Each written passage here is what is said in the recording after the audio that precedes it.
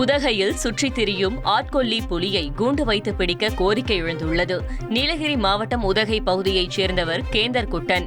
இவர் அப்பகுதியில் உள்ள காட்டில் தான் வளர்த்து வந்த எருமையை தேடி சென்ற நிலையில் புலி அவரை கொன்று பாதி உடலை சாப்பிட்டுவிட்டு அங்கிருந்து தப்பி சென்றது. இதனால் அச்சமடைந்துள்ள தோடர் இன மக்கள் ஆட்கொல்லி புலியை கூண்டு வைத்து பிடிக்க வேண்டுமென வனத்துறைக்கு கோரிக்கை வைத்துள்ளனர். இந்த கள்ளக்குறைமேந்தை சேர்ந்த கேந்தார்குட்டன் என்பவர் எருமை தேடிட்டு போயிருக்காரு. எருமை தேடிட்டு போயிட்டு அப்படியே வீட்டுக்கு கொஞ்சம் விரவம் எடுத்துகிட்டு வரலான்னு போயிருக்காரு.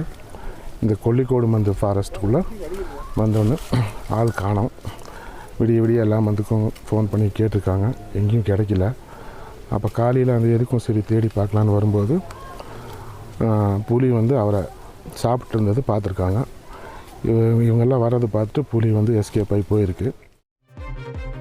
ராமநாதபுரம் மாவட்டம் மண்டபம் பகுதியில் அகதிகளாக வசித்து வருபவர்களுக்கு அரசால் வழங்கப்பட்டு வந்த நிதி கடந்த 2 ஆண்டுகளாக வழங்கப்படாததால் முகாமில் வழங்கப்பட்ட உணவு நிறுத்தப்பட்டதாக அதிர்ச்சி தகவல் வெளியாகியுள்ளது. இங்கு சுமார் 300க்கும் மேற்பட்ட இலங்கை அகதிகள் வசித்து வருவதாக சொல்லப்படும் நிலையில் இன்று முதல் உணவு வழங்கப்படாது என உணவு வழங்கக்கூடிய நிறுவனத்தின் தரப்பில் தெரிவிக்கப்பட்டுள்ளது. இந்நிலையில் தங்களுக்கு அரசு உதவ வேண்டும் என அகதிகள் கோரிக்கை விடுத்துள்ளனர்.